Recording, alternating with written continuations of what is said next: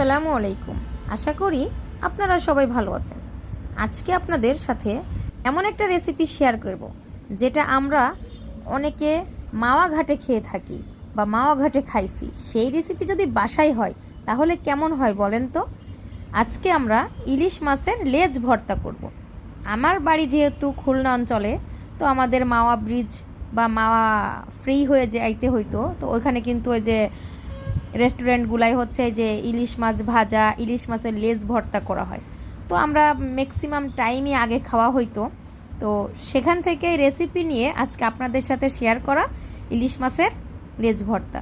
তা আপনারা তো দেখেই বুঝে যাচ্ছেন যে আমি আসলে কিভাবে তৈরি করতেছি। লবণ হলুদ মেখে মাছ 10 মিনিটের জন্য রেস্টে রেখে দিছিলাম। তারপরে মাছগুলোকে ভালো মতো লেজগুলোকে ভেজে নিয়েছি, শুকনা মরিচ ভেজে নিয়েছি, সাথে একটু পেঁয়াজগুলো ভেজে নিয়েছি। এবার হচ্ছে মাছগুলোর কাটা সুন্দর করে বেছে নিব, যাতে করে একটাও কাটা না থাকে। কাটা থাকলে কিন্তু খেতে পারবো না, যেহেতু বাসায় করতেছি সেই জন্য হচ্ছে কাটা বেছে নিব। তারপরে এই যে হাত দিয়ে একটা একটা করে কাটাগুলো ভালো মতো বেছে ক্লিয়ার করে নিব, কারণ কাটা থাকলে আমি আবার খেতে পারি না। আমাদের বাচ্চারা খাবে, বড়রা খাবে, সেই জন্য আমি ভালো মতো কাটা বেছে নিব। আমার ভিডিও যদি ভালো লেগে থাকে লাইক দিয়ে পুরো ভিডিওটা দেখে নেবেন। তারপরে হচ্ছে শুকনো মরিচ হাত দিয়ে কষলে নিব, 2টা কাঁচামরিচ থেতলে নিব। আপনাদের কিন্তু ভিডিও দেখেই বুঝে নিতে হবে। তারপরে হচ্ছে সাথে শুকনো মরিচটা দিয়ে একটু মিক্সড করে নিব। মিক্সড করে নেওয়ার পরে এটার ভিতরে পেঁয়াজ কুচি দিয়ে দিব। পেঁয়াজ কুচি দিয়ে আর একটু ভালো মতো থেতলে নিব। থেতলে নেওয়া হয়ে গেলে তারপরে হচ্ছে মশলাগুলো আমি হাতে ভালো করে মেখে নিব।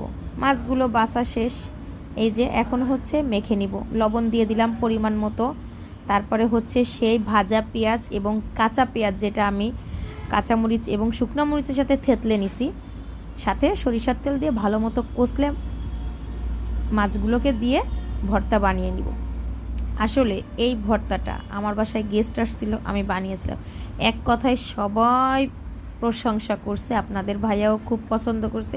এত বেশি মজা ছিল, সবাই খাইছে আর বলছে মাওয়া ঘাটের থেকেও নাকি আমারটা বেশি মজা। তো আপনাদের যদি ভালো লেগে থাকে তাহলে অবশ্যই একটা লাইক কমেন্ট করে দিবেন। আরও যদি বেশি ভালো লাগে, যদি রেসিপিটা আরও বারবার দেখতে চান, তাহলে একটা শেয়ার করে টাইমলাইনে রেখে দিতে পারেন। তো আমাকে যারা পছন্দ করেন, আমার ভিডিও যারা দেখেন, সবাইকে অসংখ্য অসংখ্য ধন্যবাদ আমার সাথে থাকার জন্য, এই পর্যন্ত আমাকে নিয়ে আসার জন্য আপনাদের সবাইকে ধন্যবাদ। তো আমি তো ভর্তাটা খেয়ে কিন্তু অনেক ভালো লেগেছে এবং অনেক মজা লেগেছে। চাইলে আপনারা এভাবে বানিয়ে খেতে পারেন। সবাই ভালো থাকবেন। আল্লাহ হাফেজ।